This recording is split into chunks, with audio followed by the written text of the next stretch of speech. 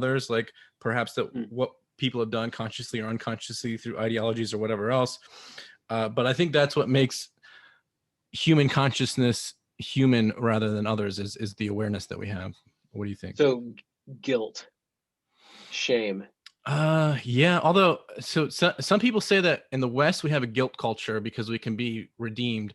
In the East they have more of a shame culture, because if you lose your psychological persona, so to speak, you're dead to society, and which is kind of something that's spreading through Western cultures, just becoming more of a shame culture as it's overcoming the patriarchy, for lack of a better word, as they're overcoming the ideologies that made the West the West, is overcoming guilt with shame. So, but I guess to that point is that the virtue, so to speak, of guilt, or guilt in a human consciousness, is that it has a path of redemption. You're guilty so you can be redeemed, whereas other forms of consciousness don't have that. So go ahead. So okay, so with that, I'm more concerned then with us losing our path towards redemption than I am to us losing our humanity, whatever that means. Right, especially since we don't really know what that is. Yeah, we don't know what the humanity is. And again, it's these systems that we erect that dehumanize us, but they're really efficient.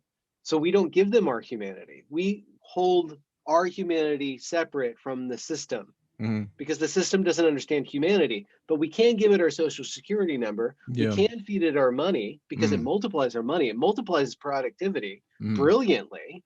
It does some the managerial system does some amazing things. You can't have a complex society of billions of people without bureaucracy. You can't do it. So we reserve a place that's off limits to that, some sort of separation of, you know, the institution and the soul, or the church and the state, in a way.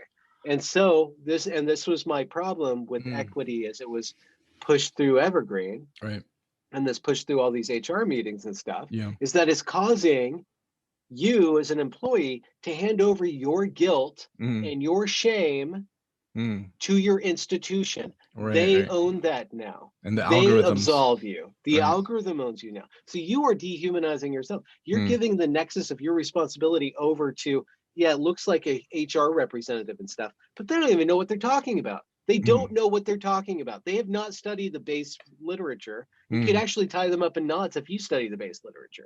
They have this weird performative thing of justice and all these word games that sounds just right for the higher ups, and it sounds good to the system as a whole.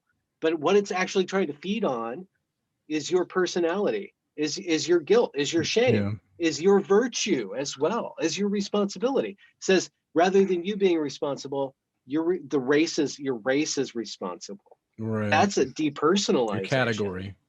Your category that dehumanizes you incredibly. It separates you from the nexus of control, of responsibility. So I do agree with your definition of humanity insofar as it's about guilt, shame, and then responsibility, or the path towards regulating those things.